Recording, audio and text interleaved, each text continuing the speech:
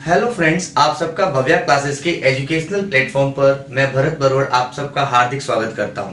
आज हम कक्षा 10 का एक नया अध्याय शुरू करने वाले हैं जिसका नाम है निर्देशांक ज्यामिति। निर्देशांक ज्यामिति के अंदर आज हम पढ़ने वाले हैं कि निर्देशांक ज्यामिति का सामान्य परिचय क्या होता है, क्या क्या इस टॉपिक में हमारे प्रश्न बनेंगे, किस प्रकार के प्रश्नों को हम सॉल्व करेंगे, कौन कौन से सूत्रों का हम प्रयोग करेंगे। तो देखते हैं इसके अंदर हमारे क्या क्या दे रखा है। जैसे देखिए, सबसे पहले अगर मैं बात करूं निर्देशांक ज्यामिति की तो ध्यान से सुने। आप सब लोग जानते हैं निर्देशांक ज्यामिति क्या होता है। इस तरह से एक आपके कोऑर्डिनेट होता है जिसमें ये आपका x अक्ष होता है और ये आपका y अक्ष होता है।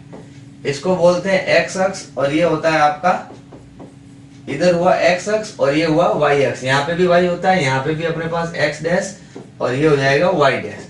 अब सबसे बड़ी प्रॉब्लम ये है कि हमें पता ही नहीं होता कि कौन सी वैल्यू को कहाँ पुट करते हैं, क्या लिखते हैं। जो सबसे बीच में होता है वो होता है आपका ओरिजिन पॉइंट, यानी कि मूल बिंदु, जो मध्य बिंदु के नाम से जाना जाता है। जब हम इस तरफ बढ़ते हैं तो यहाँ पे 1 2 3 4 5 इस तरह से नंबर आपके शो होते हैं, आगे चलते रहते हैं। जब हम बाईं तरफ चलते हैं तो 1 2 3 4 5 होते हैं, लेकिन वो नंबर होते हैं आपके माइनस के, ठीक है।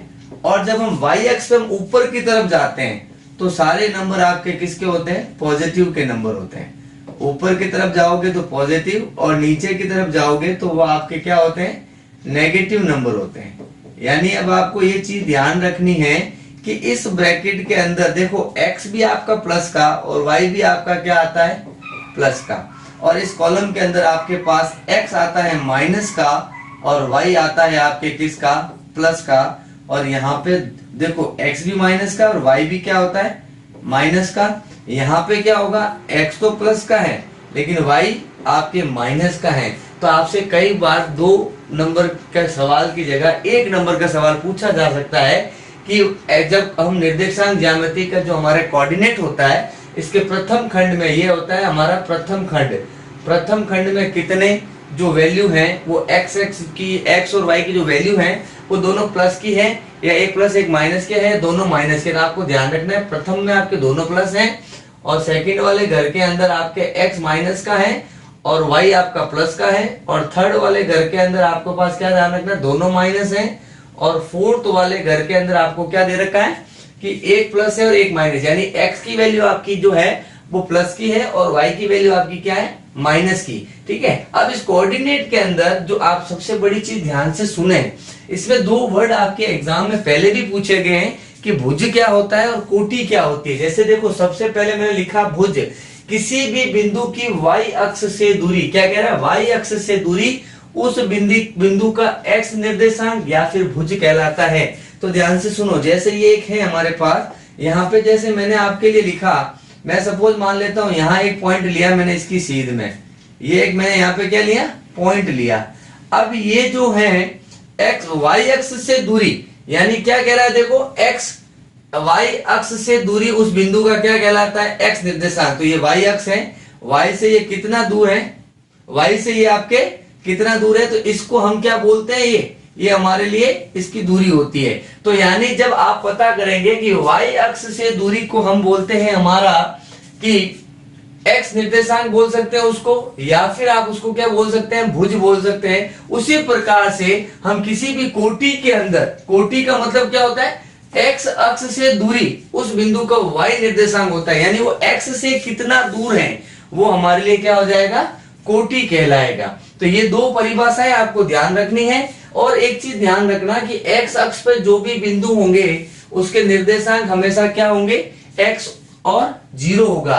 यानी अगर कोई x के ऊपर है यहाँ पे, यानी x का कोई ना कोई मान तो होगा, लेकिन y तो है ही नहीं। तो y इसका मान अगर मुझे लिखना हो तो मैं 3,0 लिखूंगा, क्योंकि x का बिंदु 3 पर है और y तो ऊपर गया ही नहीं। लेकिन अगर इसी प्रकार आपसे पूछा जाए y अक्ष पे होगा तो 0,y होगा। यानी जैसे यहाँ पे अगर आपका कॉलम कोई भी पॉइंट बना रखा हो तो ये आपकी इसकी वैल्यू क्या है, x तो 0 है और y की वैल्यू कितनी है, 5 है।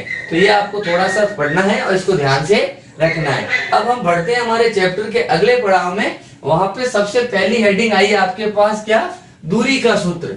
अब दूरी कहां पे लगानी है, इस निर्देशांक ज्यामिति में दूरी क्या होती है, तो ध्यान से सुने। ये आपका एक कोऑर्डिनेट है, मैं मान लेता हूं यहाँ पे एक कोई बिंदु है और दूसरा बिंदु मेरे पास यहाँ है। ये हो गया 1 2 3 4 5 ऐसे चल रहा है, 1 2 3 4 एंड 5। ये आया मेरे पास 4 की सीध में, फिर 1 2 3 4 एंड 5, और ये आया मेरे पास यहाँ 5 की सीध में, ये आया यहाँ पे, ये आया यहाँ पे। तो दो बिंदु आए, इसका नाम P और इसका नाम Q। तो आपको पता है P के मान क्या होंगे, पहले x की सीध में 1 और y की सीध में 1 2 3 एंड 4, y की सीध में 2, यानी P के मान तो ये हुए। और अगर मैं Q की बात करूं तो Q में x का मान है 4 और y का मान है कितना, 5। अब आपसे पूछा गया है कि P और Q के बीच की दूरी को क्या कहते हैं, तो ध्यान से सुने। P का नाम पहले आया ना, इसलिए इसको बोलेंगे x1 और y1। Q बाद में आया है तो उसको हम बोलेंगे x2 और y2। अब इससे एक सूत्र बनेगा जिसे हम बोलते हैं दूरी का सूत्र। तो ध्यान से सुने, दूरी का सूत्र जो होता है वो होता है रूट में x2 माइनस x1 का whole square plus y2 minus y1 का होल स्क्वायर, ये सूत्र होता है। अभी इसी सवाल के अंदर अगर हमें मान रखना हो तो हम मान भी डायरेक्टली यहाँ पे रख सकते हैं। x2 का मान कितना है, देखो 4 दे रखा है, और x1 का मान कितना दे रखा है, आपको 1 दे रखा है, स्क्वायर कर दीजिए। y2 का मान आपको 5 दे रखा है और y1 का मान आपको 2 दे रखा है, वैल्यू रखनी है, स्क्वायर कर दीजिए। अब देखिए 4 में से 1 गया 3 और 5 में से 2 गया 3, यानी कि आपके पास आया 3 का स्क्वायर 9, 3 का स्क्वायर 9, तो ये हो गया 18। और 18 को आप सभी समझदार हैं, 3 इंटू 3 इंटू 2, 3 का जोड़ा बना बाहर लिखेंगे और 2 आपके रूट के अंदर रह जाएगा। तो ये आप इस प्रकार से दूरी के सूत्र का भी प्रयोग कर सकते हैं। इस दूरी के सूत्र के अलावा, यानी कि ये एक टाइप 1 का क्वेश्चन हुआ आपका, ये आपका क्या है, टाइप 1। पहला सवाल इस प्रकार का होगा। दूसरा सवाल जो आपके हैं वो है विभाजन के सूत्र पे बेस पे। विभाजन का सूत्र क्या होता है, जैसे एक बिंदु आपको दिया यहाँ P, दूसरा बिंदु दिया यहाँ पे Q, और बोला गया है यहाँ एक कोई बिंदु है PQ के बीच में S, ये इन दोनों को 2:3 में बांटता है। तो बताइए x और y का मान क्या होगा, किसके लिए, s के लिए। तो यहाँ आपके पास x का मान निकालने के लिए m1 x2 m2 x1 बटे में m1 प्लस m2 का सूत्र, फिर यहाँ कॉमा लगा के आप यहीं से y का भी निकाल सकते हैं, वो होता है m1 y2 plus m2 y1 बटे में m1 प्लस m2।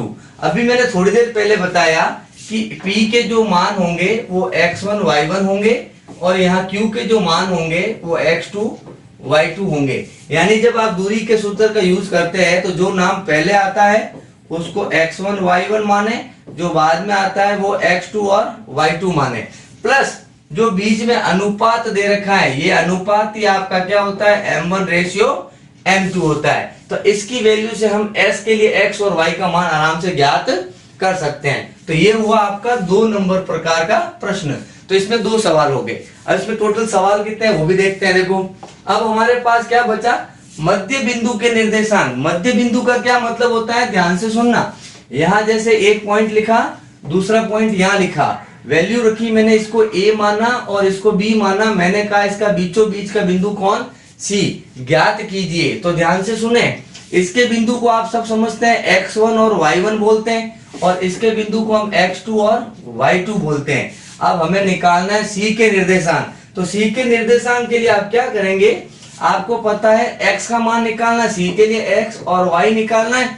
तो इसके लिए क्या करना, x1 प्लस x2 बटा 2, इससे बोलते हैं मध्य बिंदु। क्या बोलते हैं, मध्य बिंदु के निर्देशांक। और जब y का मान निकालना है तो आप लिखेंगे y1 प्लस y2 बटा 2।